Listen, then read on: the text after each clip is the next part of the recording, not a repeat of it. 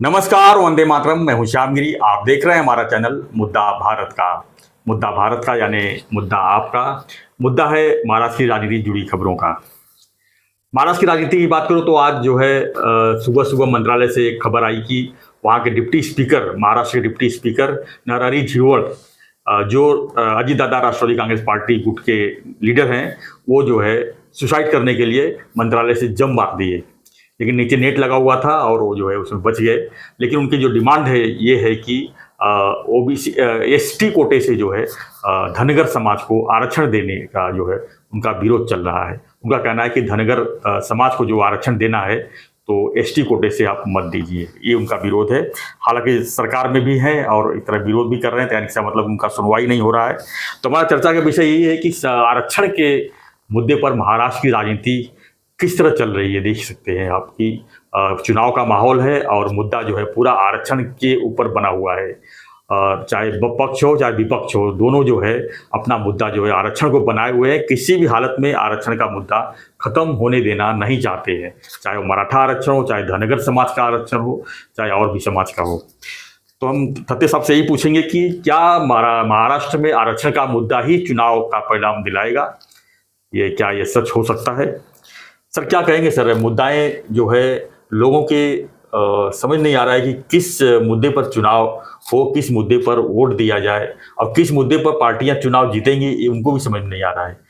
तो आज का जो घटना हुई है सर, नरहरी झिरवळ जो महाराष्ट्र के डिप्टी स्पीकर हैं और उन्होंने विधानसभा के और उन्होंने सुसाइड करने की कोशिश की। हालांकि वहाँ पर जो जाली लगा हुआ है उसको देखते हुए हर कोई आजकल सुसाइड ही कर रहा है वहाँ पर।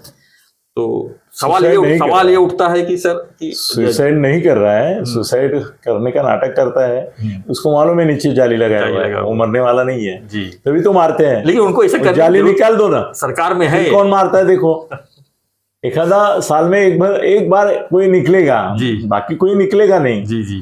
वो खाली जाली है और जाली के ऊपर फिर पुलिस आती है, लेके जाती है। सर्कस का जाली, सर्कस का जाली है, जैसे ऊपर से वो कूदते हैं जी। जाली निकालो, कोई नहीं कूदेगा, या तो जो कूदेगा वो जेन्युइन होगा। हाँ, ये सब नाटक वाले हैं जी। सर कैसे है ना, ये नरहरी झिरवळ जो है ना, उनका इतिहास पहले आपको देखना चाहिए जी। वो जो इश्यू लिए है, जो कॉज लिए है, उसके बारे में चर्चा करेंगे जी। सर ये नरहरी झिरवळ जो है वो पहले इनके साथ थे, अजीत दादा के साथ, और महाराष्ट्र एनसीपी में थे। एनसीपी, हाँ, मैं उस समय अजीत दादा सरकार में भी थे डिप्टी स्पीकर। हाँ, महाआघाड़ी सरकार के समय वो हुए थे जी। तो उन्होंने बीच में खुद, नरहरी झिरवळ जी ने खुद प्रेस को मीटिंग बाकायदा लेके बोला कि मेरे ऊपर शरद पवार जी ने विश्वास करना चाहिए था। मैं अगर उपसभापति के तौर पे रहता था, जो मैं कुछ दिन तक, मतलब अभी भी हूं मैं जी, मैंने उनको ऑफर दिया था, शरद पवार, उद्धव ठाकरे और इनको, कि आप मुझे मुख्यमंत्री बनाओ।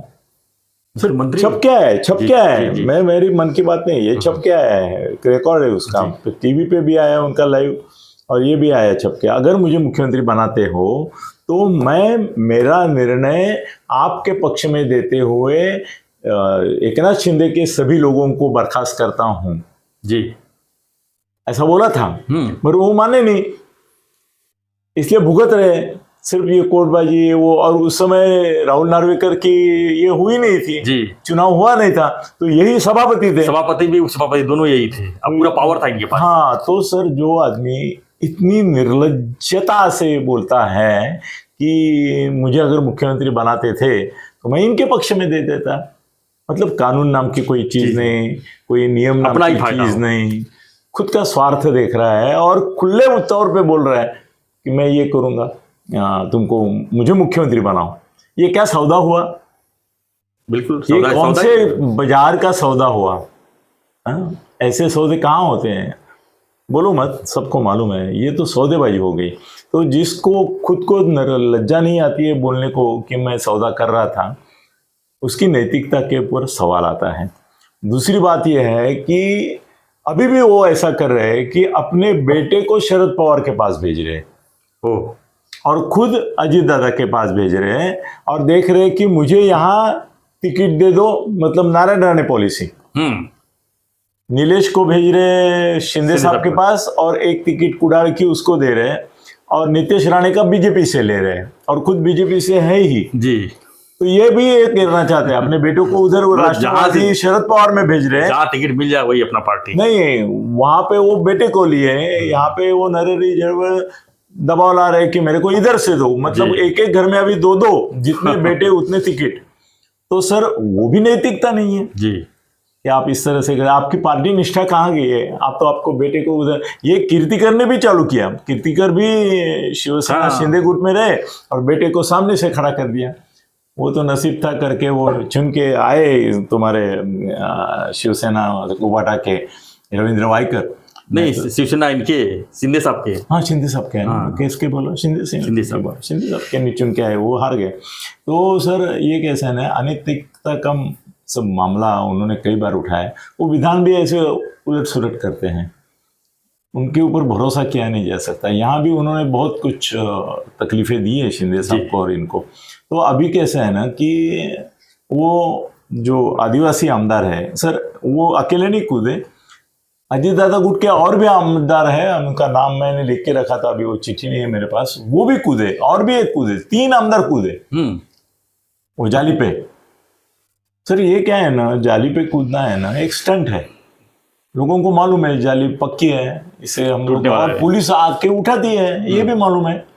सर पहले के जमाने में मैंने खुद एक बार देखा है कि जब वो मंत्रालय के बाहर खुद को जलाने की कोशिश करते हैं, तो एक बार मैं पत्रकार था तो वहाँ रहता ही था, तो वहाँ था तो एक आदमी डब्बा लेके आया था और फिर उसके 5-6 सहकारी भी साथ में थे जी। तो उसने देखा कि पुलिस थोड़ी दूर है, मतलब गेट के इर्द गिर्द है और उनका ध्यान नहीं है इसके ऊपर, और वो मंत्रालय और एडमिनिस्ट्रेटिव बिल्डिंग आप जानते हैं उसके बीच में जो डिवाइडर है वहाँ पे खड़ा होके देख रहा था। तो उसको लगा डब्बा लेके आदमी खड़ा है तो पुलिस का ध्यान जाएगा, फिर भाग के हुए आएंगी जी। तो पुलिस वाले देख ही नहीं रहे, तो गाड़ियाँ आ जा रही थी, उसके ऊपर ध्यान था उनका। तो उसने बाजू वालों को बोला कि चिल्लाओ चिल्लाओ चिल्लाओ कि ये मैं पेट्रोल डाल रहा हूँ मेरे ऊपर, तो वो भाग के आएंगे, फिर नहीं तो सच में मुझे जलना पड़ेगा। तो उन लोगों ने शुरुआत करी, अरे नको नको नको नको, रुको रुको रुको, अरे ये जला के ले रहा है, इसके क्या आंदोलन का कुछ ये था वो मुद्दा, उसके ऊपर जला के ले रहा है। तो पुलिस ने देखा और भाग के आई। वो तो भागना ही है, उनको कंपलसरी है कि उसको बचाना, और उसके हाथ से वो डब्बा खींचने की कोशिश की, फिर थोड़ा 2 मिनट बम बम बम करते रहे पुलिस और वो, और बाद में एक उसमें इंस्पेक्टर था, उसने क्या किया, और टीव्ही वालों को उन्होंने इन्फॉर्म किया था, वो आजू बाजू में थे, वो तुरंत आ गए मंत्रालयाच्या समोर स्वतःला जाळून घेण्याचा प्रयत्न, कुठलं तरी आंदोलन होतं असंच छोटंसं, तो वो भी कवरिंग में करने लगे। उतने में एक इंस्पेक्टर के ध्यान में आया कि इसमें पेट्रोल नहीं पानी है, तो उसने पुलिस को, ये सब मेरे सामने हुआ है, और सर टीवी वालों को क्या है ना, टीआरपी उसमें नहीं है, पानी है इसमें, उन्होंने वो नहीं, तो वो पुलिस को बोला, जो आए थे उनको, वो बोले वो पेट्रोल नहीं है पानी है, चिंता मत करो, आ जाओ इधर।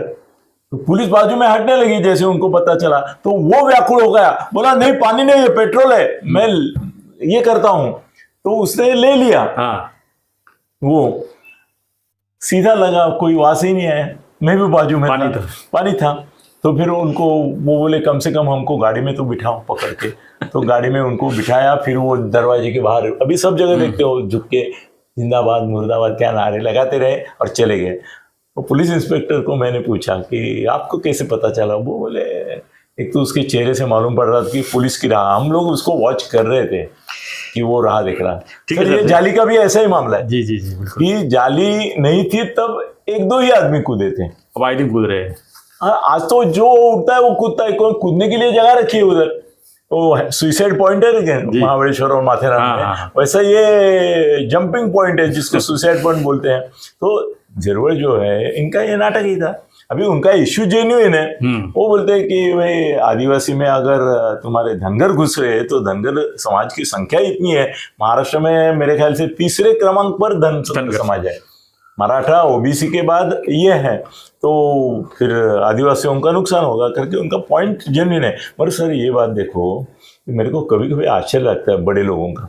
सर वो 3 दिन से मुख्यमंत्री के लिए मिलने की कोशिश करते हैं और 3 दिन तक मुख्यमंत्री उनको मिले नहीं, और आज मिले तो उनका समाधान नहीं हुआ। तो मुख्यमंत्री जी को पता ही था कि इनका समाधान होने वाला नहीं है, ये आंदोलन करने वाले है, क्योंकि उनकी पार्टी के लोग हैं, वो महायुति के ही है ना बाबा, तो उनको मालूम था। तो मिलके क्या करेंगे, 3 दिन वो मिले ही नहीं उनको। जब बहुत ही पेपर में उन्होंने गड़बड़ की, नरेंद्र झिरवल जो उपसभापति है वो इनका नुकसान भी कर सकते हैं। अभी तो विधानसभा होने वाली नहीं है इसलिए नहीं कर सकते, पर बोलेंगे तो भी नुकसान है ना कि महायुति में फूट वगैरह हो जाता है। तो आज मिले, मगर उन्होंने उनकी मांग के बारे में बोला कि इसमें सुप्रीम कोर्ट का ही निर्णय रहेगा। धनगर और धनगढ़ इसके मुद्दे पर अड़ा हुआ है सुप्रीम कोर्ट में, तो सुप्रीम कोर्ट का निर्णय नहीं आता है तब उनका आदिवासी में आने का सवाल ही नहीं है। नहीं आता। तो आप क्यों इतना परेशान हो रहे हो? बोले नहीं, धनगर समाज का वोटिंग जो है वो इतने % है, उसका आपके ऊपर असर होगा। तो बोले हमारे ऊपर असर होगा, मगर आपको उनका लीडरशिप चाहिए, करके भी आप कर रहे हैं, आदिवासी का लीडरशिप चाहिए, ये भी बात है। और वो धनगर और धनगढ़ पे अटका हुआ है, डोका र नहीं हो रहा है इतने सालों के बाद। तो आप जल्दी मत करो, शांत रहो, ये इलेक्शन में ये मुद्दा नहीं है। क्या बोला शिंदे साहब ने उनको, ये इलेक्शन में ये मुद्दा नहीं है, वो धनगर जो है उनको आरक्षण आपके आदिवासी कोटे से मिलने वाला नहीं है, हमारा भी इरादा नहीं है इसके इलेक्शन से, हम तो ओबीसी से मराठा को नहीं दे रहे, वो भी सुप्रीम कोर्ट के पास छोड़ दिया है, तो आपका भी सुप्रीम कोर्ट में है मैटर, आप क्यों परेशान होते हैं? नहीं होगा आपका। तो उनको वो नहीं चाहिए था, उनको आंदोलन नहीं करना था, करके बाहर आके खुद ही मारे। मगर सर इसमें कैसे है ना, बड़े लोग हैं ना, वो इसको मिलना है कि नहीं मिलना है, इसको देखना है कि नहीं देखना है, कैसे तय करते हैं। देखो मैंने शरद पवार का देखा है, बाला साहब का देखा है, उद्धव का देखा है, शिंदे साहब का देखा है, फडणवीस का देखा है, ऐसे चले जाते हैं ना तो बाजू वाले की ओर देखते भी नहीं, और ऐसा देखते तो आर पार देखते हैं उसके, मतलब उनको निगलेक्ट करना है तो कुछ भी कर सकते हैं। जैसे हमारे गडकरी है, मोदी आते हैं तो उनके आर पार देखते हैं, मतलब ऐसा आंख रखेंगे कि मोदी को देखा ही नहीं, सामने से गए। तो सर इसमें क्या है ना कि 3 दिन लगे उनको सीएम को मिलने के लिए। सर तुम और मैं अगर तय किया कि हमको सीएम को मिलना है और उनको एक मिस कॉल दे दिया, तो आज तक कभी मेरा ऐसा नहीं हुआ है और आपका भी नहीं हुआ है कि मिस कॉल दिया उनको। आप रेयरली करते हैं उनको, मैं तो फ्रीक्वेंटली करता हूँ, पर कभी तो आता है उनका रात को। अगर उनको बोला कि मिलना है तो बोलते हैं ठीक है 12 बजे के आओ, 1 बजे के बाद आओ, हम जाते हैं, मिलते हैं, 1 दिन में मिलते ही है, बाहर नहीं है। और इनको 3 दिन बिठा दिया।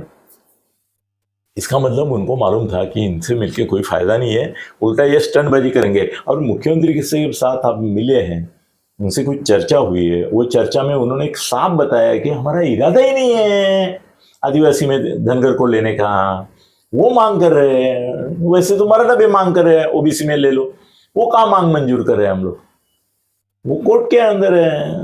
तो इसमें भी उनको अभी स्टंट करना चाहिए, उनको भी सर अभी जो स्टंट हुआ है उसके क्या देख रहे हैं कि क्या इसके ऊपर कुछ चर्चा होगी? चर्चा यही लोग करेंगे और क्या होने वाला। आदिवासी में धनगर समाज को डालने वाली नहीं है सरकार, ये खामखा ऐसा अफवाह खुद ही उठाते हैं कि आदिवासी में आ रहे हैं, आदिवासी में, अरे नहीं आने वाले, मैं गॅरंटी देता हूँ आपको। झिरवळ साहेब, तुमच्या मुलाला तुम्ही शरद पवारांकडून उभं करा, तुम्ही इकडून उभे राहा, काही करा, पण तुमच्या आदिवासी समाजाच्या याच्यामध्ये कोणत्याही परिस्थितीमध्ये अरे कोणत्या कोर्टात टिकेल हा निर्णय? नाही टिकणार ना। आदिवासी संस्कृती वेगळी आहे, आदिवासी हे वेगळी आहे, ते धनगर केवळ इकडून तिकडे जातात म्हणून अस्थानिक आहेत, म्हणून एका या निष्कर्षावर नाही तुमच्याकडे। झिरवळ साहेब, मुख्यमंत्र्यांनी तुम्हाला काय आश्वासन दिलं मला माहिती नाही, त्यांनी पण तुम्हाला हे समजावून सांगितलं अशी माझी माहिती आहे की कुठल्याही परिस्थितीत धनगरांना आदिवासींमध्ये आम्ही टाकणार नाही, जरी त्यांनी मागणी केली असली तरी ती कोर्टात टिकणार नाही। आणि हल्ली फडणवीसांनी एक शब्द नवा रूढ केलाय, कोर्ट में टिकने वाला, मतलब कोई नहीं। तो आप चिंता मत कीजिए, मेरे ख्याल से मैं मराठी में बोलने लगा क्या? नहीं ठीक, तो नहीं चिंता मत कीजिए, आदिवासी में ये आने वाले हैं, आपका आंदोलन चलाना चाहिए, मगर अगर आदिवासी वोट्स आपको चाहिए आपके मतदार संघ में, और मैं सोचूंगा कि महाआघाड़ी ये करने से बजाय आप करें, अच्छा है महायुति में रहते हैं। धन्यवाद। धन्यवाद सर।